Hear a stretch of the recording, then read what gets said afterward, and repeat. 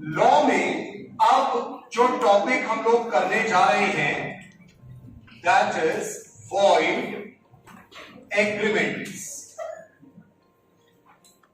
जब हम लोग वॉइड एग्रीमेंट्स की बात करते हैं तो पहले तो यह समझ लिया जाए है क्या ये। एक होता है वॉइड एग्रीमेंट और एक इसी से रिलेटेड हो जाता है वॉइड कॉन्ट्रैक्ट या कॉन्ट्रैक्ट्स। दोनों सुनने में एक जैसा लगता है लेकिन एक है नहीं, अलग अलग है। वॉइड एग्रीमेंट का मतलब होता है आसान भाषा में वॉइड एब इनिशियो, यानी void right from the beginning. जो चीज शुरुआत से ही गलत हो, यानी जहां से कोई चीज की उत्पत्ति हो रही है, स्टार्टिंग हो रही है, वहीं से कोई चीज गलत हो जाना, that is void agreement. Agreement stage पे ही ये गलत हो गया। लेकिन वॉइड कॉन्ट्रैक्ट क्या होता है? ये वो होता है जो at the time of making it was valid, later on now it turned void।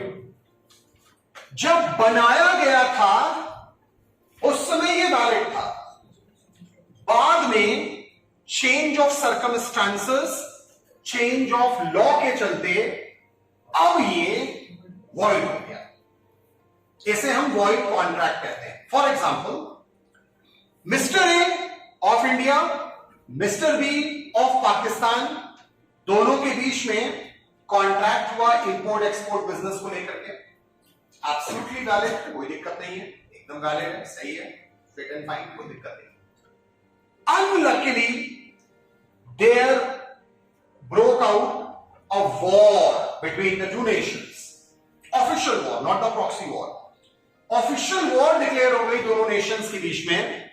तो जैसे ही ऑफिशियल वॉर डिक्लेयर होगी, हर एक पाकिस्तानी इंडियंस के लिए एलियन एनिमी बन जाएगा और हर एक इंडियन पाकिस्तानियों के लिए एलियन एनिमी बन जाएगा। और ऐसे में जो भी उन दोनों के बीच में कॉन्ट्रैक्ट्स बने भी थे, चाहे वो वैलिड थे, अब वो हो जाएंगे वॉइड। ठीक है, तो हम लोग यहां पर इस चैप्टर में वॉइड एग्रीमेंट्स के बारे में पढ़ेंगे, वॉइड कॉन्ट्रैक्ट्स के बारे में नहीं।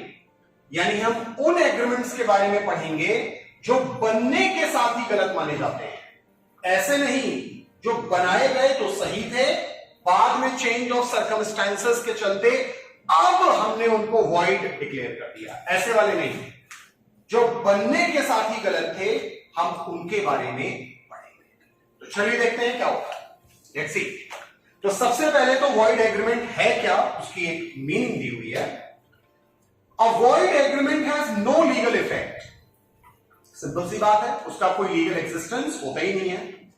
An agreement which does not satisfy the essential elements of contract is void. एक ऐसा एग्रीमेंट जो एक कॉन्ट्रैक्ट के एसेंशियल चीजों को पूरा ही नहीं करता, यानी उसमें जो लीगल फॉर्मेलिटीज होनी चाहिए वो सब है ही नहीं, कैपेसिटी टू कॉन्ट्रैक्ट होना चाहिए वो है ही नहीं, या लीगल ऑब्जेक्ट होना चाहिए वो है ही नहीं, तो इसेंशियल्स को पूरा नहीं करता, इसलिए वो वॉइड है। Void agreement confers no rights on any person and creates no obligation. क्योंकि ये कोई कॉन्ट्रैक्ट ही नहीं है, एग्रीमेंट भी है लेकिन बनते समय से ही गलत है। और जब कोई कॉन्ट्रैक्ट बना ही नहीं तो दो पार्टीज के बीच में ना तो किसी एक पार्टी का कोई अधिकार बनेगा और ना किसी और की कोई जिम्मेदारी बनेगी। ठीक है, तो it doesn't confer any right nor does it create any kind of obligation. The word void means not binding in law. Void का मतलब ही हो गया not binding in law. Binding का मतलब बाइंड, जोड़ना, बाइंडिंग का मतलब जोड़ना। लोग किताबों की बाइंडिंग कराते हैं ना, किताब फट जाती है, काफी आगे पीछे पेजेस हो जाते हैं, तो आदमी बाइंडिंग करा लेता है। कहते नहीं भाई हमने ये बुक की बाइंडिंग करा ली। बाइंडिंग यानी जुड़वा ली सही से, वो उसकी पेस्टिंग सही से करवा ली जिससे वो यूज में आने लायक हो जाए। तो ये जो कॉन्ट्रैक्ट है क्या है, नॉट बाइंडिंग इन लॉ, यानी ये जो एग्रीमेंट है, ये एग्रीमेंट किन्हीं भी दो लोगों को बाइंड नहीं करता कॉन्ट्रैक्ट में, यानी एक दूसरे के लिए जिम्मेदार नहीं बनाता, यानी एक दूसरे की कोई रजामंदी यहां पे कुछ होती नहीं है। मतलब कोई भी ना तो राइट है ना कोई ऑब्लिगेशन है। आप इस तरह के एग्रीमेंट के आधार पे ना तो ये कह सकते हैं कि भाई तुम्हारी जिम्मेदारी है कि तुम ये काम करो, और ना कोई इंसान ये कह सकता है कि नहीं मेरा अधिकार है तुमको ये करना ही पड़ेगा। ऐसा कुछ होगा ही नहीं, क्योंकि it is not binding in law. आगे, a contract which can not be enforced by either party is void contract. It does not create legal relation among the parties and void ab initio. It is not recognised by law. और कानून की नजरों में इस तरह के agreement की कोई वैल्यू नहीं होती। तो चलिए अब डायरेक्टली हम लोग आते हैं उन सारे एग्रीमेंट्स पे जिन्हें वॉइड एक्चुअली में माना जाता है। तो टॉपिक है हमारा एक्सप्रेसली डिक्लेयर्ड वॉइड एग्रीमेंट्स, यानी ऐसे कौन कौन से एग्रीमेंट्स हैं जो स्पेसिफिकली डिक्लेयर कर दिए जाते हैं पहले से ही कि भैया ये कैटेगरी का कोई एग्रीमेंट बनाओगे तो ये बनने के साथ ही वॉइड मान लिया जाएगा। तो चलिए एक एक करके देखते हैं। इसमें जो हम लोग को करने हैं, सारे नहीं करने हैं, जो करने हैं वो देखेंगे हम लोग। जैसे कि पहला वाला करना है जो कि है agreement with a minor or a person of unsound mind। ये आपका एज पर सेक्शन 11 के हिसाब से क्या मतलब है। हम लोगों ने ऑलरेडी एक टॉपिक कैपेसिटी टू कॉन्ट्रैक्ट पढ़ा हुआ है, जिसमें हम लोगों ने ऑलरेडी पढ़ा था कि 3 कैटेगरी के लोग होते हैं जिनके साथ आप एग्रीमेंट नहीं बना सकते, कॉन्ट्रैक्ट नहीं कर सकते। उनमें से एक होता है माइनर, एक होता है अनसाउंड माइंडेड पर्सन और एक होता है पर्सन डिस्क्वालिफाइड बाय लॉ। तो यहां पे उन्हीं के बारे में बताया गया। आप एक माइनर के साथ कोई एग्रीमेंट करते हैं तो वो होने के साथ ही वॉइड एब इनिशियो मान लिया जाएगा, या एक अनसाउंड माइंड पर्सन के इंसान के साथ, यानी जिसका मेंटल बैलेंस उसके कंट्रोल में नहीं है, जो सही और गलत के बीच का फर्क नहीं कर सकता, डिस्टिंग्विश नहीं कर सकता, ऐसे इंसान के साथ कॉन्ट्रैक्ट करते हैं तो वो कॉन्ट्रैक्ट बनने के साथ ही पूरी तरीके से वॉइड मान लिया जाएगा। ठीक है। हालांकि यहां पे कुछ एक्सेप्शंस होते हैं जो ऑलरेडी हम लोग चैप्टर्स में पढ़ चुके हैं। अगर आप माइनर या अनसाउंड माइंड व्यक्ति के साथ कोई भी ऐसा एग्रीमेंट करते हैं जिसमें आप माइनर को या अनसाउंड माइंड व्यक्ति को कोई नेसेसरी आइटम उनके सर्वाइवल के लिए आप उनको प्रोवाइड करते हैं, necessaries of life, not the necessities, necessaries. There is a difference between the necessary and necessity. Necessary वो चीजें होती हैं जिनके बगैर आप जीवित नहीं रह सकते। नेसेसिटी वो चीजें होती हैं जो शायद आपके लाइफ स्टाइल के हिसाब से आपको चाहिए होती है, क्योंकि आप उसके यूज टू हो जाते हैं कई बार। मतलब एक भूखे इंसान को खाना देना नेसेसरी है, खाना 5 स्टार होटल का ही देंगे ये नेसेसिटी हो सकती है, नॉट नेसेसरी। एक प्यासे इंसान को पानी पिलाना नेसेसरी है, पानी मिनरल वाटर ही होना चाहिए, ये नेसेसिटी हो जाएगा। एक गरीब इंसान जिसके पास ढंग के कपड़े नहीं है, ठंड में वो ठिठुर रहा है, उसे कुछ कपड़े दे देना पहनने के लिए नेसेसरी है, नेसेसरी है। लेकिन कपड़े इस ब्रांड के ही होने चाहिए, ये नेसेसिटी है। ठीक है, तो अगर आप माइनर या अनसाउंड माइंड व्यक्ति को नेसेसरीज ऑफ लाइफ देते हैं, उनके बिना मांगे भी, तो वो एक वैलिड एग्रीमेंट बनेगा, वैलिड कॉन्ट्रैक्ट बनेगा। लेकिन इसके अलावा कोई भी लगभग कॉन्ट्रैक्ट आप करते हैं तो वो सब वॉइड होगा। लेकिन एक और एक्सेप्शन है यहां पर, वो ये है, अगर कोई भी एग्रीमेंट माइनर या अनसाउंड माइंड के बेनिफिट के लिए बनाया जा रहा है, उनके फायदे के लिए, उनके बेनिफिट के लिए, तो वो अपने आप में वैलिड माना जाएगा। अदरवाइज कोई भी और एग्रीमेंट आप कर रहे हो तो वो होने के साथ ही पूरी तरीके से void ab initio, void agreement मान लिया जाएगा। चलिए आगे बढ़ते हैं भाई, नेक्स्ट पॉइंट पे आते हैं। नेक्स्ट पॉइंट है agreement made without consideration. Agreement made without consideration, हम लोगों ने एग्रीमेंट मेड विदाउट कंसिडरेशन, ये वाला पॉइंट भी हम लोगों ने पढ़ा है। कंसिडरेशन टॉपिक में हम लोग ने ऑलरेडी पढ़ा है कि एक रूल होता है जो ये कहता है नो कंसिडरेशन नो कॉन्ट्रैक्ट। यानी कंसिडरेशन अगर बायलैटरल नहीं है, दो तरफा नहीं है, दो तरफ से नहीं है, मतलब लेन देन दोनों नहीं है, अगर सिर्फ देन देन देन या सिर्फ लेन लेन लेन है, तो ये अपने आप में एक वैलिड कॉन्ट्रैक्ट में कन्वर्ट नहीं होता। जैसे अकाउंट्स में आप एंट्री करते हैं तो रूल ये होता है कि for every debit entry there would be a corresponding credit entry as well. अगर डेबिट साइड में कोई रिकॉर्डिंग हुई है तो क्रेडिट साइड में भी रिकॉर्डिंग होगी। ये नहीं हो सकता कि कोई ट्रांजैक्शन सिर्फ डेबिट में रिकॉर्ड हो गया या सिर्फ क्रेडिट में रिकॉर्ड हो गया, ऐसा कोई ट्रांजैक्शन हो ही नहीं सकता। और इसीलिए शायद जब ऐसा होता है कि भाई received an order for the supply of goods worth rupees 10,000 to Mr. X, इसकी क्या जनरल एंट्री पास करेंगे आप? कोई जनरल एंट्री पास नहीं करेंगे, क्योंकि ऑर्डर मिला है, कुछ गया तो है नहीं यहां से अभी तक, एक तरफा है ना ये तो, यूनिलैटरल। और यूनिलैटरल की आप एंट्री कैसे पास करोगे? पॉसिबल ही नहीं है ना। इसलिए इसकी कोई जनरल एंट्री होती ही नहीं, कोई रिकॉर्डिंग ही नहीं होती, इसकी कोई रिकॉर्डिंग ही नहीं करते ना हम लोग फिर, है ना। तो वही चीज यहां पे भी है, नो कंसिडरेशन नो कॉन्ट्रैक्ट। आप किसी को कंसिडरेशन अगर दोनों तरफ से नहीं लेन देन कर रहे हो तो वो अपने आप में एक वैलिड कॉन्ट्रैक्ट नहीं बनेगा। अगर कोई आपको गिफ्ट देने का वादा करे, चैरिटी करने का वादा करे, डोनेशन देने का वादा करे, तो ये वन साइडेड अफेयर होता है। ये वादा किया है, इन राइटिंग नहीं किया है, सिर्फ वादा किया है, और बाद में अगर हम मुकर जाएं, मना कर दें, तो सामने वाला लीगली हमको इन्फोर्स इस काम के लिए नहीं कर सकता। तो अगर बगैर कंसिडरेशन के आप कोई भी कॉन्ट्रैक्ट बनाते हो, एग्रीमेंट बनाते हो, तो वो एग्रीमेंट भी बनने के साथ ही पूरी तरीके से इनवैलिड मान लिया जाएगा।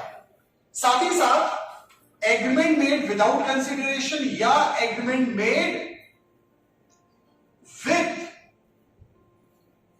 अनलॉफुल कंसिडरेशन, ये भी अपने आप में उतना ही गलत है। अनलॉफुल, ये आपका सेक्शन 23 के तहत कवर्ड होगा। क्या मतलब हुआ? आप कोई ऐसे कंसिडरेशन का लेन देन कर रहे हो जिसकी इजाजत देश का कानून नहीं देता। जैसे मैंने पहले भी एग्जांपल दिया था, डाउरी, डाउरी का लेन देन किया जा रहा है, डाउरी के बेसिस पे शादी की जा रही है, इनवैलिड हो गया, वो शादी ही इनवैलिड हो जाएगी एक तरीके से। आप चाइल्ड अडॉप्शन कर रहे हो और वहां पे आप पैसे का लेन देन कर रहे हो, आप अपनी खुशी से डोनेट करना चाहो, एक ऑर्फनेज को कर दो, अलग बात है। लेकिन अगर यह है कि नहीं भाई बच्चे को अडॉप्ट करने के लिए इतने रुपए देने पड़ेंगे आपको, तभी बच्चा आपको मिलेगा, तो ये तो एक तरीके से ह्यूमन ट्रैफिकिंग वाली बात हो जाएगी। ये तो स्लेवरी सिस्टम को प्रमोट करने वाली बात हो जाएगी कि आप एक तरीके से इंसान खरीद रहे हैं, अडॉप्ट नहीं कर रहे हैं, आप गुलाम बना रहे हैं किसी को पैसा देकर के एक तरीके से, तो अगेन गलत हो जाएगा ये। या नौकरी पाने के लिए आप किसी को पैसे दे रहे हैं कि भैया ये पैसे पकड़ो, अपॉइंटमेंट हमको दे देना, तो ये भी अपने आप में इनवैलिड हो जाएगा, क्योंकि नौकरी के लिए टैलेंट लगता है, नौकरी के लिए अलग से पैसे आपको देने पड़े, तो वो अपने आप में इनवैलिड है, वो कंसिडरेशन ही इनवैलिड है। तो ऐसा कोई एग्रीमेंट अगर है, मान लीजिए इंटरव्यूअर इंटरव्यूई से ये कहता है कि भाई जिस पोस्ट के लिए आप यहां पे इंटरव्यू में आए हैं, बाहर सैकड़ों और कैंडिडेट्स बैठे हैं, पोस्ट खाली 4 हैं ना, सबको नहीं मिलने वाली भाई, है ना। अगर आपको चाहिए ये जॉब, मेक श्योर कि आप 10 लाख रुपए का इंतजाम करें और शाम 6 बजे तक इस जगह पे पहुंचवा दें, कल तक आपको इंटरव्यू का अपॉइंटमेंट लेटर मिल जाएगा। मान लेते हैं उस बंदे ने 10 लाख रुपए भिजवा दिए, उसके बावजूद उसे कोई अपॉइंटमेंट लेटर नहीं मिला, किसी और को मिल गया, तो क्या इस बेसिस पे कि हमने भाई पैसे दिए थे, इन्होंने वादा किया था अपॉइंटमेंट लेटर देने का, ये जॉब देने का, लेकिन अब ये कह रहे हैं कि भैया हम जॉब आपको नहीं दे सकते और पैसे भी हमारे रिटर्न नहीं कर रहे हैं, तो क्या यहां पे आप चाह करके भी कोई केस कर सकते हैं? नहीं। सबसे पहले तो केस आप ही पे होगा कि आपने ब्राइब दिया क्यों। ब्राइब देना भी तो गैर कानूनी है और लेना भी गैर कानूनी है, और आप साबित भी शायद नहीं कर पाएंगे कि सामने वाले ने ब्राइब लिया। आप ये तो साबित कर देंगे हमने दिया, लेकिन ये कैसे साबित करेंगे कि उसी ने लिया? ये दो अलग अलग बातें हैं ना, ये दो अलग अलग बातें हैं भाई। आपने दिया, ठीक है आपने दिया होगा, आप कह रहे हैं तो, लेकिन आप कह रहे हैं हमने इनको दिया, ये कैसे साबित होगा? जो कि लगभग इम्पॉसिबल है साबित कर पाना, अनलेस एंड अनटिल कि आपके पास कोई वीडियो रिकॉर्डिंग हो ऐसी जहां पे ऐसा साफ साफ नजर आ रहा हो। अदरवाइज किसी भी और तरीके से आप ये साबित नहीं कर पाएंगे ऑलमोस्ट ना। तो ये पूरा जो एग्रीमेंट है ये वैसे भी अपने आप में इनवैलिड है ना, तो ये भी एग्रीमेंट अगर होता है तो ये वॉइड ही माना जाएगा। चलिए आगे बढ़ते हैं, नेक्स्ट आते हैं इसके बाद। हाँ, ये अगेन काफी इंटरेस्टिंग एक पॉइंट आ गया, agreement in restraint of marriage. Agreement in restraint of marriage. आप ध्यान से समझिए इसको भाई, सेक्शन 26 के हिसाब से ये है। क्या मतलब है इसका? देखिए, कानून देश का ना तो ये कहता है कि देश के हर एक नागरिक को शादी करनी ही चाहिए, और ना ही ये कहता है कि शादी नहीं करनी चाहिए। इस बात को लेकर के लॉ काफी न्यूट्रल है। लॉ ये कहता है कि भाई आपके पास फ्रीडम है, आप शादी करना चाहते हैं अपने चॉइस के आधार पे आप कर सकते हैं, आप नहीं करना चाहते हैं तो कोई जबरदस्ती आपसे शादी करवाएगा नहीं। यहां पे लॉ न्यूट्रल है, यानी आपकी मर्जी पे डाला है। आप शादी करना चाहते हैं कर सकते हैं, नहीं करना चाहते हैं कोई आपको फोर्स नहीं कर सकता। लॉ बस ये कहता है, ठीक है। लेकिन अगर कोई ऐसा एग्रीमेंट बनाया जाए जिसमें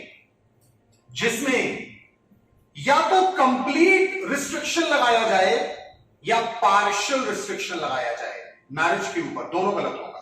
फॉर एग्जांपल, कंप्लीट रिस्ट्रिक्शन कि भाई हम आपको ये लोन अमाउंट देने को तैयार है, लेकिन हमारी एक छोटी सी कंडीशन है कि हम आपको 10 लाख रुपए लोन दे रहे हैं, आपको यह सुविधा भी दे रहे हैं कि आपका इंटरेस्ट भी हम माफ कर रहे हैं, नहीं लेंगे आपसे, ठीक है। लेकिन एक कंडीशन है, आप जीवन भर कभी शादी नहीं करेंगे, ये इन राइटिंग हमको लिख के दीजिए। मान लेते हैं उस बंदे ने लिख के दे दिया कि yes I do promise I will not get married in my life time, ठीक है। भीष्म पितामह जी की ही तरह प्रतिज्ञा उन्होंने ले ली, लेकिन वो अलग प्रतिज्ञा थी। यहां पे तो फिलहाल इन्होंने लिख दिया कि ठीक है भाई हम आजीवन शादी नहीं करेंगे, पैसे ले लिए, उसी पैसे से अगले ही हफ्ते धूमधाम से शादी की। अगर ऐसा वो इंसान करता भी है तो क्या लीगली उसने कुछ गलत किया है? क्या सामने वाला इंसान जिसने लोन दिया था, मनी लेंडर, वो ये कह सकता है कि भैया आपने तो इन राइटिंग हमको लिख के दिया था ना, इस बेसिस पे हम आपके ऊपर क्लेम कर सकते हैं कि आपने वादा खिलाफी की, आपने ब्रीच ऑफ कॉन्ट्रैक्ट किया, ब्रीच ऑफ एक्सेप्टेंस किया, अपना वादा खिलाफी की आपने। लॉ ये कहता है ऐसा कोई वादा अगर आप किसी से इन राइटिंग लेते भी हैं जो क्या कर रहा है, रिस्ट्रेंट ऑफ मैरिज कर रहा है, मैरिज करने के अधिकार को प्रभावित कर रहा है पूर्ण रूप से या आंशिक तौर पे, कंप्लीट या पार्शियल, किसी भी तरीके से, तो वो अपने आप में लिखा जाए चाहे ना लिखा जाए, दोनों ही सूरत में वो वॉइड ही है अपने आप में। ये तो कंप्लीट रिस्ट्रेन हो गया कि आप शादी करेंगे ही नहीं, ऐसा लिख दिया। कभी कभी पार्शियल रिस्ट्रेन होता है। मैंने जबान दी है राम खिलावन जी को, उनकी बेटी राम दुलारी, उससे बचपन में ही सब कुछ तय हो गया था, तुम्हारे पैदा होने के पहले ही। अब तुम हमको समझा रहे हो, तुम शादी करोगे तो सिर्फ और सिर्फ राम दुलारी से, किसी और से नहीं। मैंने जबान दी। ये पार्शियल रिस्ट्रेन है। शादी करने के लिए तो कहा जा रहा है, लेकिन चॉइस लिमिटेड कर दी गई कि करोगे सिर्फ इससे। ऐसा कोई एग्रीमेंट भी अगर होता है तो ये भी पूरी तरीके से अमान्य है, इनवैलिड। या इसको भी चेंज करते हैं, तुम दुनिया में किसी से भी शादी कर लो, बस उस नकारे के साथ शादी नहीं करोगे, ठीक है? इसको छोड़ के किसी से भी शादी कर लो, अरे यार उसी से तो करनी है, और उसी को छोड़ दे किसी और को पकड़ लें, क्या मतलब?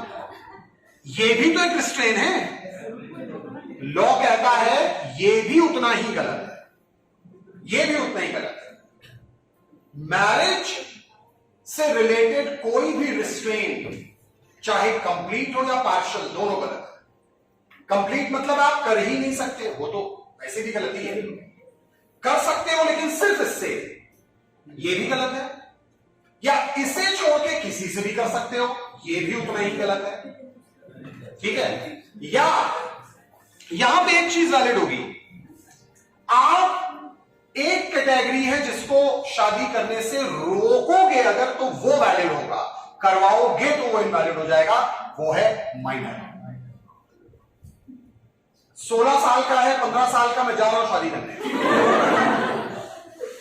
आप उसे जबरदस्ती रोक के बैठाए हुए हो, नहीं कर सकते तो नहीं करने देंगे, उसके ऊपर रिस्ट्रिक्शन अगर लगा रहे हो तो ये पूरी तरीके से वैलिड है। वहां पे ये नहीं होगा कि भाई आप उसका अधिकारों का हनन कर रहे हैं, आप उसका फंडामेंटल राइट उससे छीन रहे हैं। अरे अभी राइट इस्तेमाल करने लायक ही नहीं हुआ है वो ना, तो हम वेट कर रहे हैं राइट इस्तेमाल करने लायक उसकी लीगल एज तो हो जाए पहले, उसके बाद कैन गेट मैरिड। और ये एज अलग अलग है, ये ऑलरेडी ध्यान रखिएगा, ये एज अलग अलग है। फॉर गर्ल्स 18, फॉर बॉयज 21, ठीक है? तो इस एज ग्रुप के हिसाब से वहां पे अगर आप रिस्ट्रेन लगा रहे हैं, रिस्ट्रेन ओवर मैरिज, वो वैलिड है। लेकिन अगर कोई ये मिनिमम क्राइटेरिया फुलफिल कर रहा है, उसके ऊपर रिस्ट्रेन लग रहा है, कैसा भी रिस्ट्रेन है, वो पूरी तरीके से ही इनवैलिड माना जाएगा। हाँ? अब अनसाउंड माइंड के लिए तो कोई ऐसा नियम नहीं है कि वो शादी नहीं कर सकता, करना नहीं चाहिए। ये बेहतर है कि सामने वाला भी अनसाउंड हो जाए, करना नहीं चाहिए, लेकिन कानून ऐसा नहीं कहता कि नहीं करेगा, ठीक है? ऐसा कोई वो नहीं है, ठीक है? माइनर के लिए है। शादी के बाद वैसे भी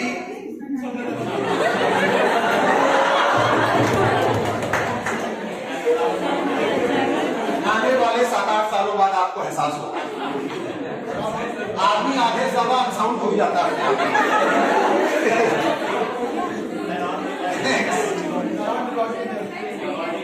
होपफुली ये रिकॉर्डिंग मेरी वाइफ नहीं देखने वाली।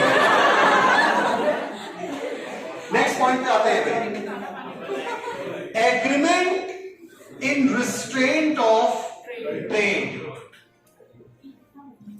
Agreement in restraint of trade. चलिए ध्यान दीजिएगा भाई, अब ये सेक्शन 27 के हिसाब से है, क्या मतलब है देख लेते हैं इस बात को।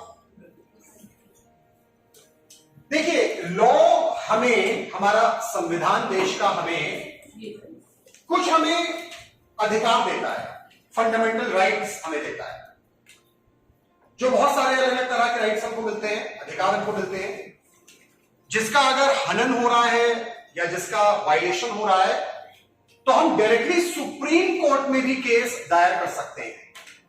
मतलब वैसे तो कोई केस डायरेक्टली सुप्रीम कोर्ट में कभी नहीं जाता, वो अलग अलग चैनल के थ्रू जाता है। पहले आप जिला अदालत में जाएंगे, फिर उसके ऊपर कलेक्ट्रेट ऑफिस जाएंगे, फिर अलग अलग जाते हैं, ऊपर तक जाते हैं। लेकिन अगर फंडामेंटल राइट का वायलेशन हो रहा है तो आप डायरेक्टली अगर चाहें तो सुप्रीम कोर्ट भी अप्रोच कर सकते हैं ना। अब ये जो रिस्ट्रेंट ऑफ ट्रेड है ना, ये ऐसा ही एक हमारा फंडामेंटल राइट होता है, right to freedom of choice of occupation. हर इंसान के पास ये अधिकार है कि वो अपनी इच्छा अनुसार, अपनी मर्जी अनुसार जिस भी तरीके का ऑक्यूपेशन, प्रोफेशन, ट्रेड, बिजनेस करना चाहे with in the legal limits वो कर सकता है। उसके ऊपर किसी भी तरीके का रिस्ट्रेन लगाना वो पूरी तरीके से इनवैलिड होगा। एक ऐसा ही वैलिड, इनवैलिड जो भी कह लो रिस्ट्रेन जो है स्टूडेंट्स के ऊपर लगाया जाता है, शायद आप लोग के ऊपर भी डायरेक्टली इनडायरेक्टली कभी ना कभी लगाया गया होगा, जो पूरी तरीके से इनवैलिड है, लेकिन आपके ऊपर लगा भी होगा तो आपको मालूम नहीं चला होगा कि लगा है। क्या मैं बता देता हूं, क्लास 10th के बाद बच्चा 11th में आया, अब उसका ड्रीम है डॉक्टर बनने का, यानी वो साइंस लेना चाहता है, बिकॉज डॉक्टर, मेडिकल डॉक्टर बनने के लिए उसको साइंस लेना है। अब स्कूल वालों ने क्राइटेरिया बना दिया, अनलेस एंड अनटिल मैथ्स और साइंस में आपके 80% अबव नहीं होंगे तो आप साइंस डिजर्व नहीं करते, साइंस चला नहीं पाएंगे, तो आपको साइंस नहीं मिलेगा। ज्यादातर बच्चे, उनको लगता है कॉमर्स हमने लिया, उनमें से कईयों को लिया नहीं, लिया जाता है। तुम साइंस के लायक नहीं हो, ये पकड़ो, कॉमर्स पकड़ो, तुम इसके भी लायक नहीं, तुम ये पकड़ो, आर्ट साइड पकड़ो। ये क्या मजाक है भाई, हम डॉक्टर बनना चाहते हैं, कॉमर्स हमको आपने दे दिया, आर्ट साइड आपने हमको, ह्यूमैनिटीज आपने हमको दे दिया, अब हम लाइफ में कुछ भी बनेंगे लेकिन हम डॉक्टर तो नहीं बन पाएंगे ना। अगर हम पढ़ाई में कमजोर भी हैं तो वो मेरा लुकआउट है ना, मेरा जीवन है ना, कैसे जीना है वो मुझको देखना है ना। आप क्यों मेरे जीवन की जो एक दिशा है उसे आप चेंज कर रहे हो ना, मेरा जो ऑब्जेक्टिव है लाइफ का वही आप चेंज कर दे रहे हो। मेरा एम था कि मैं डॉक्टर बनूं, चलो पढ़ाई में कमजोर था, इंसानों का ना सही जानवरों का बन जाता, कम से कम इंसानों में ना सही जानवरों में तो कुछ इज्जत होती मेरी, कम से कम गाय भैंस देख करके तो बोलती है डॉक्टर साहब,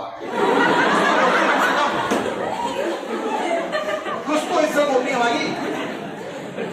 लेकिन वो इज्जत भी कमाने का मौका आपने छीन लिया मुझसे, है ना। तो ये जो रिस्ट्रेन है ये भी पूरी तरीके से इनवैलिड है, ये भी पूरी तरीके से गलत है, क्योंकि भाई आप अगर ये रिस्ट्रेन लगा रहे हो तो आप एक तरीके से हमारा फंडामेंटल राइट ही वायलेट कर रहे हो, फ्रीडम टू चूज ऑक्यूपेशन।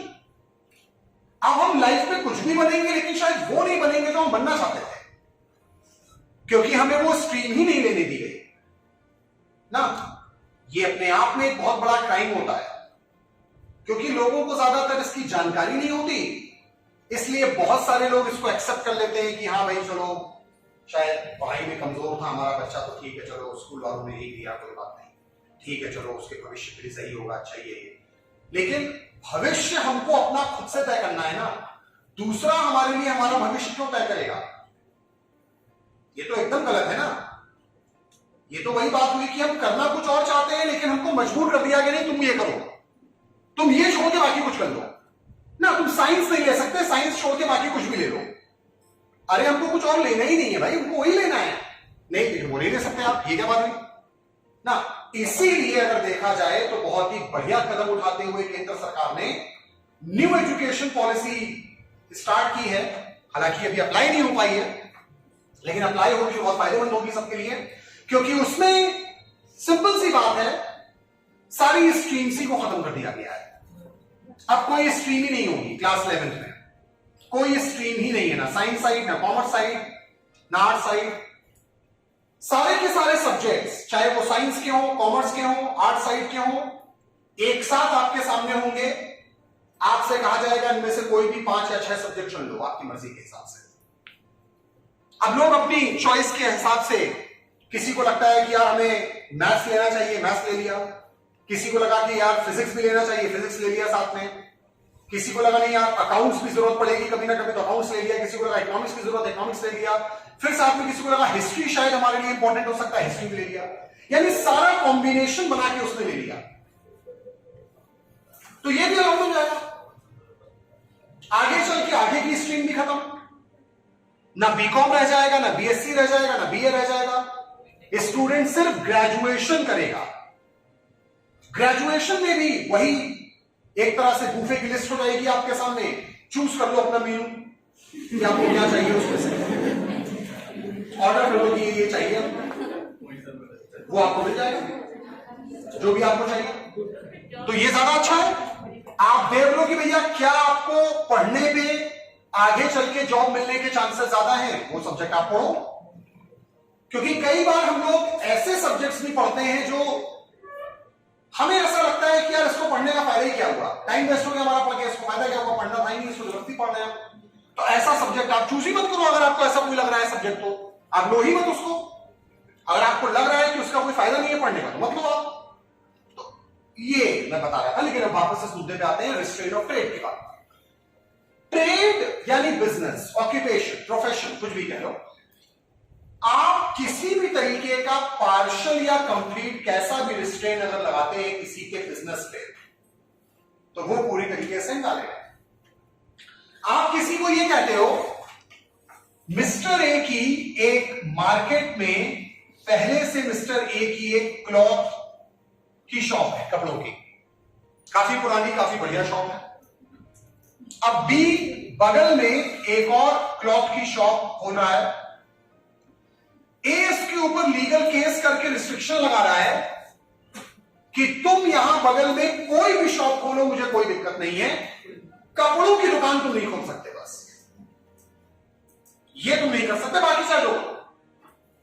ऐसा कोई रिस्ट्रेन अगर लगाया भी जाता है, इट इज टोटली इनवैलिड।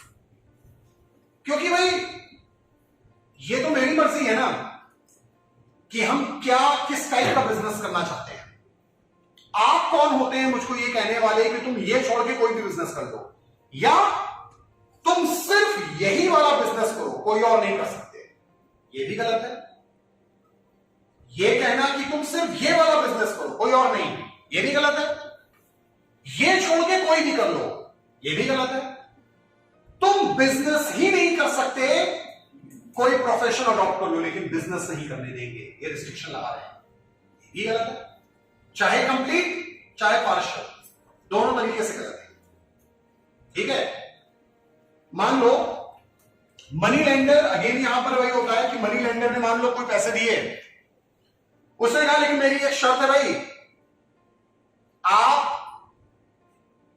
को मैं पैसे दे रहा हूं, लेकिन मेरी एक शर्त है कि आप ये जो बिजनेस करते हैं, ये बिजनेस अपना बंद कर देंगे, आप कोई और चीज का बिजनेस करेंगे, ये नहीं करेंगे। उसने कहा ठीक है, पैसे ले लिए और फिर उसी पैसे को लगा करके अपने उसी बिजनेस में और एक्सपैंड कर दिया। क्या वो मनी लेंडर कोई केस कर सकता है? नहीं कर सकता। चाहे लिखा पढ़ी के साथ ही था वो, लेकिन तब भी नहीं, क्योंकि वो लिखा पढ़ी भी तो वॉइड है, ये रेस्ट्रिक्शन ही लगाना वॉइड है। लेकिन इसका एक एक्सेप्शन है, वो ये कहता है अगर ये रिस्ट्रेन रीजनेबल रिस्ट्रेन है, रीजनेबल रिस्ट्रेन, तो रीजनेबल रिस्ट्रेन इज वैलिड। ध्यान से समझो इस बात को। कंप्लीट रिस्ट्रेन गलत है, इनवैलिड। पार्शियल रिस्ट्रेन, वो भी गलत है, इनवैलिड। लेकिन अगर रीजनेबल रिस्ट्रेन है तो वो है वैलिड, तो वो है वैलिड। इसका क्या मतलब है? मिस्टर ए और बी, मान लेते हैं मिस्टर ए की एक क्लॉथ शॉप है, काफी पुरानी, काफी दिनों से चल रही है, लेकिन मिस्टर ए को कुछ फाइनेंशियल इश्यूज हैं इस समय,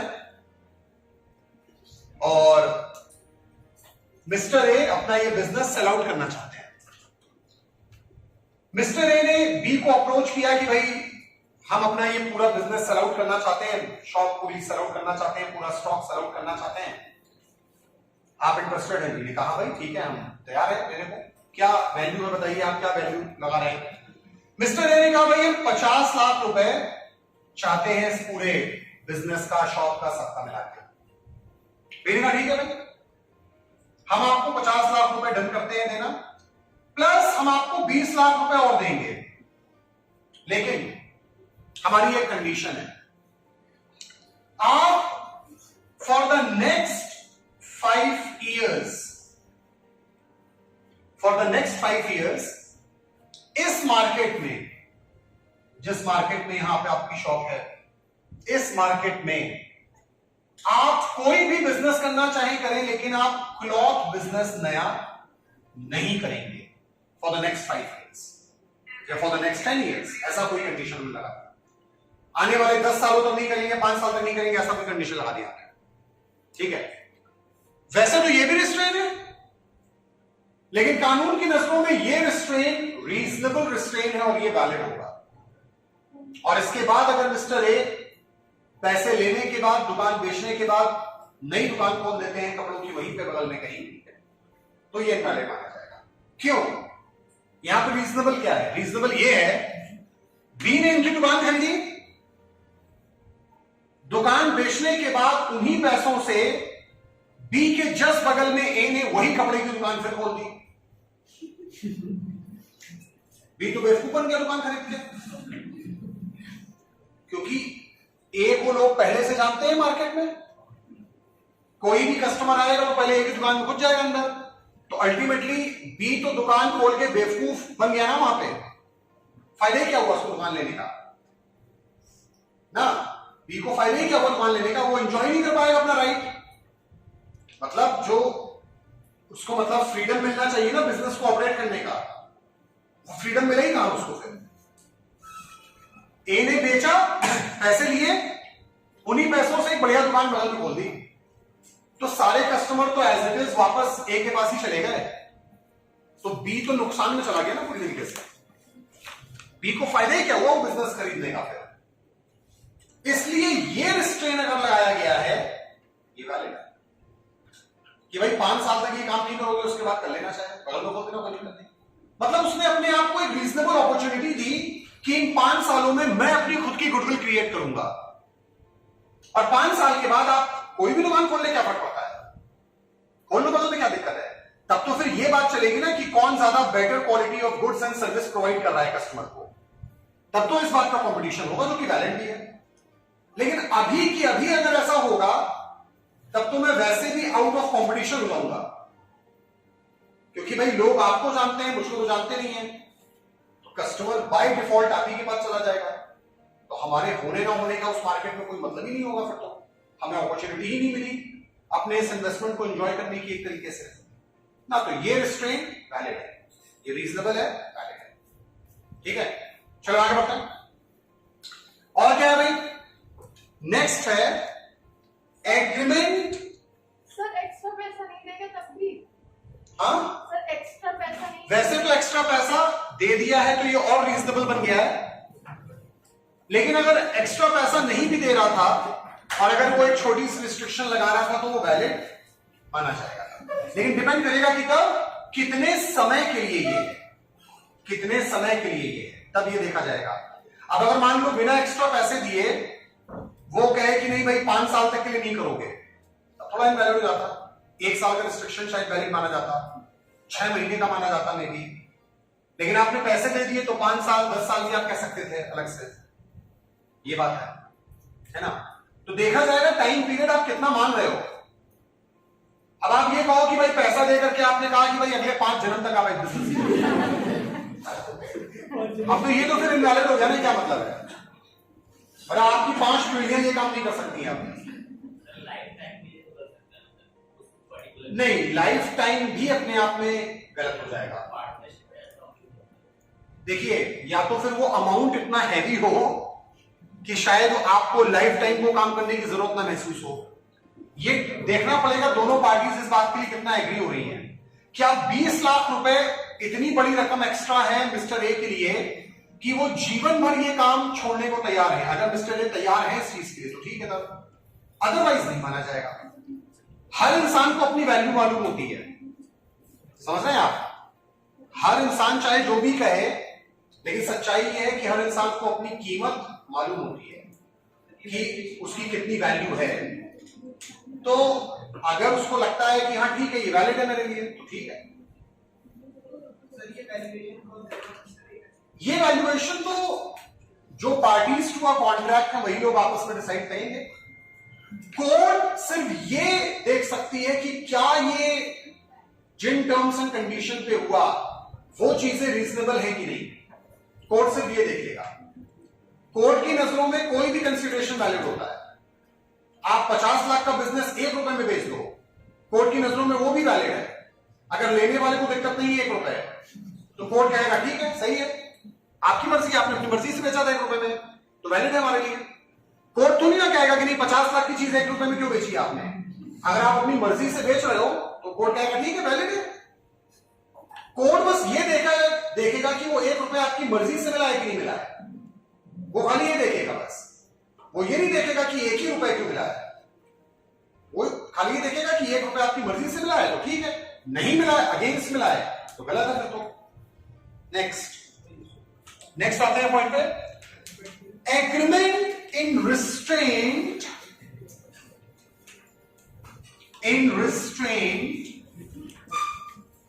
of legal proceedings. Agreement in restraint of legal proceedings. Section 28 के हिसाब से है ये।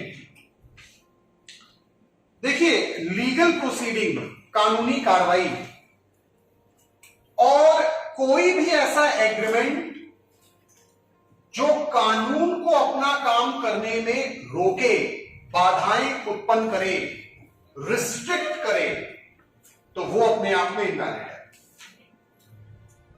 कोई गवाह है जो लीगल वैलिड एक गवाह है जो गवाही देगा कोर्ट में एक इंसान के खिलाफ या जो भी, और उसके साथ आपने जाके एक एग्रीमेंट किया कि भाई हम आपको 1 लाख रुपए दे रहे हैं, 5 लाख रुपए और देंगे अगर आप गवाही ना दें। आप कानून को उसका काम करने से रोक रहे हैं, कानूनी प्रक्रिया में बाधाएं उत्पन्न कर रहे हैं, तो ये एग्रीमेंट भी पूरी तरीके से ना।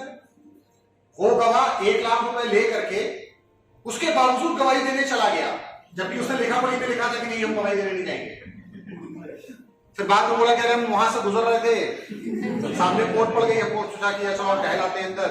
फिर अंदर गए तो यार सोचा कि चलो अब आ ही गए तो गवाही दे ही देते हैं, 2 मिनट दुकान में खाली तो वैसे गए आए, तुम ऐसा था नहीं चाहता, कोई सीरियस काम नहीं था ऐसा। अब आप जो भी कहो लेकिन वो वैलिडी है, मतलब वो एग्रीमेंट तो इनवैलिडी था ना। हाँ, पता चला उसी के पैसे से और बढ़िया कार बुक करके गए हम देने वाले, तो सामने वाला कोई केस नहीं कर सकता आपके ऊपर, क्योंकि आप खुद ही गैर कानूनी काम कर रहे थे। आप खुद ही गैर कानूनी काम कर रहे थे ना एक तरीके से, तो वो तो गलत हो जाएगा। या कोई भी तरीके से कानून को आप अपना काम नहीं करने दे रहे हो। जैसे भाई कहा नहीं आता कि पुलिस अगर इन्वेस्टिगेट कर रही है तो पुलिस के साथ आप सहयोग करेंगे, आप कोऑपरेट करेंगे उस इन्वेस्टिगेशन में। आप ऐसा नहीं कर सकते कि मतलब कोऑपरेट ना करें, करना पड़ेगा। ये लीगल फाउंडेशन है आपके ऊपर, ये लीगल फाउंडेशन है। और अगर आप किसी भी तरीके से बाधाएं उत्पन्न कर रहे हैं, दिक्कतें क्रिएट कर रहे हैं कि इन्वेस्टिगेशन ना होने पाए, सारे वो हथकंडे अपना रहे हैं गलत गलत तरीके से आप, तो वो अपने आप में रिस्ट्रेन ऑफ लीगल प्रोसीडिंग ही माना जाएगा कि कानून को आप अपना काम करने से रोक रहे हैं, कानूनी प्रक्रिया में बाधाएं उत्पन्न कर रहे हैं। तो ऐसा कोई भी एग्रीमेंट जो कानून को अपना काम ना करने दे या सही से ना करने दे या बिल्कुल ही ना करने दे, कोई भी इस तरह का, तो वो अपने आप में इनवैलिड ही माना जाएगा, वॉइड माना जाएगा शुरुआत से ही। तभी तो भाई कोर्ट ऑफ लॉ सबसे ऊपर ही माना जाता है ना भाई। कोर्ट का आदेश तो सरकार को भी मानना पड़ता है, गवर्नमेंट भी कोर्ट का आदेश मानने से इनकार नहीं कर सकती, कितना भी बड़े से बड़ा ऑफिसर कोई भी क्यों ना हो। कोर्ट का अगर आदेश है तो वो करना पड़ेगा आपको, क्योंकि अगर आप वो आदेश नहीं मान रहे हैं तो आदेश ना मानना भी कोर्ट की अवहेलना करने के बराबर है ना। कोर्ट की अवहेलना हो जाएगी उसमें, disrespect to the court, to the judiciary माना जाएगा, और ये डिसरिस्पेक्ट दिखाने की भी आपको सजा मिलेगी, है ना भाई। कई बार आप देखिए कोर्ट अलग अलग आदेश पारित करती है, कई बार जो ऑफिसर्स हैं, डीएम हैं, पुलिस के बड़े बड़े अधिकारी हैं, नहीं करते वो काम, सोचते हैं ठीक है नहीं किया। तो सुनते होंगे, देखते होंगे पेपर में ऐसा आता है ना कि भाई कोर्ट ने जिलाधिकारी को कोर्ट के समक्ष पेश होने के लिए कहा गया है, पेश करके अच्छे से क्लास लगाती है कोर्ट पे, बढ़िया से अच्छे से डांटती है, फिर वहां पे डायरेक्टली यही कहती है भाई आपको, आप बताइए आपको सस्पेंड क्यों ना कर दिया जाए, तो तत्काल प्रभाव से आपको क्यों ना हम सस्पेंड कर दें, रीजन बताइए। अब रीजन क्या बताएगा आपको, माफी मांगने के अलावा रीजन कुछ होता ही नहीं, क्या बताएंगे रीजन आप भाई। कोर्ट का आदेश था तो क्यों नहीं पालन हुआ उसका, तो भाई कानूनी प्रक्रिया में कोई भी तरीके की बाधा आप उत्पन्न कर रहे हैं दाएं बाएं करके कुछ भी, तो वो अपने आप में एक तरीके से गलत काम है, तो वो तो वॉइड ही है पूरी तरीके से। चलिए आगे बढ़ते हैं, फिर आते हैं second last point, uncertain agreements as per section 29। ऐसा कोई भी एग्रीमेंट जिसकी मीनिंग समझ में ना आ रही हो, अनसर्टेन हो, क्लियर ना हो रहा हो कि ये क्या कह रहा है एग्जैक्टली, तो वो अपने आप में अनसर्टेन एग्रीमेंट वॉइड ही माना जाएगा। जैसे यहां पे एग्जांपल के तौर पे लिखा है, A agrees to sell B 100 tons of oil. A और बी के बीच में एग्रीमेंट हुआ जिसमें लिखा गया है कि भाई ए बी को 100 टन्स ऑफ ऑयल सेल करेगा, सप्लाई करेगा, ऐसा ऐसा लिखा है। A will supply B 100 tons of oil. यहां पे ऑयल तो लिख दिया गया, लेकिन यह पूरी तरीके से अनसर्टेन एग्रीमेंट बन जाएगा, because type of oil is not being mentioned. It's kerosene oil, diesel oil, petrol oil, refined oil hasn't been mentioned. Mustard oil, कौन सा oil? Nothing has been mentioned. Unless and until if the person who is making this promise is a dealer in a particular type of oil only, तब तो valid है। Mister A अगर kerosene oil supplier है और वो ये लिख के दे रहा है कि I will supply 100 tons of oil या लीटर्स ऑफ ऑयल, तब तो ये वैलिड है। लेकिन अगर मिस्टर ए मल्टीपल ऑयल में डील कर रहे हैं, kerosene, diesel, petrol, crude oil, कई चीजों में डील कर रहे हैं, और तब वो ये लिख रहे हैं कि I will supply 100 litres of oil या 100 टन्स ऑफ ऑयल या 100 गैलन्स ऑफ ऑयल, तब ये वैलिड हो गया, क्योंकि now it is not clear what oil, which kind of oil you are talking about. Mr. A ने B को कहा, I will supply 100 books. 100 books. It's uncertain.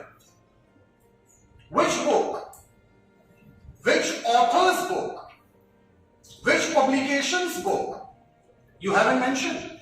Unless and until, फिर वही बात है, अगर मिस्टर ए सिर्फ किसी एक ही ऑथर की एक ही बुक में डील करते हो तब तो ठीक है, तब तो वो मीनिंग सर्टेन हो गई कि भाई एक्स वाई जेड इसी ऑथर की बुक हम डील करते हैं, तो हमने कहा 100 बुक्स मतलब उन्हीं की बुक। लेकिन अगर आपकी एक जनरल शॉप है बुक्स की, जहां पे ढेरों अलग अलग ऑथर्स पब्लिकेशंस की आपके पास बुक्स हैं, और तब आप ये कह रहे हो कि आई विल सप्लाई 100 बुक्स, तो उस बात का तो कोई मतलब ही नहीं निकला, क्योंकि वहां पे कुछ सर्टेनिटी है ही नहीं। तो जो मीनिंग है, वर्डिंग्स हैं, वो एकदम सर्टेन एक्यूरेट होनी चाहिए, अदरवाइज उन बातों का कोई मतलब होता ही नहीं। ठीक है। And the last point now, wagering agreements, wagering agreements as per section 30. Wagering taken from the word wager, and wager means bet, or you can say betting. शर्त लगाना, शर्त लगाना। जस्ट लाइक इस पिक में भी आप देख सकते हैं, काइंड ऑफ लोग शर्त लगाते हैं, भाई चलो शर्त लगाया काइंड ऑफ। तो शर्त लगाना इज वेजरिंग। मिस्टर ए और बी की आपस में शर्त लगी है। ए ने कहा if it rains today I will win, I will take 500 rupees from you. If it doesn't rain, I will lose and I will give you 500 rupees. यह है वेजरिंग, बेटिंग, और लॉ की नजरों में ये इनवैलिड है। मान लेते हैं अगर लिखा पड़ी हुई है बी के बीच में बाकायदे, जिसमें लिखा गया है कि अगर बारिश होती है तो ए शर्त के मुताबिक वो 500 रुपए बी से लेगा, और अगर बारिश नहीं हुई है तो ए हार जाएगा शर्त और ए को 500 रुपए देने पड़ेंगे बी को। मान लेते हैं बारिश हो गई। अब लीगली कौन किसे पैसे देगा?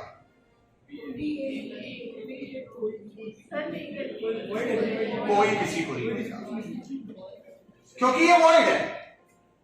इसके आधार पे ए बी कोई भी किसी भी तरीके का कोई क्लेम नहीं कर सकता, एटलीस्ट लीगली तो पैसा रिकवर नहीं कर सकता।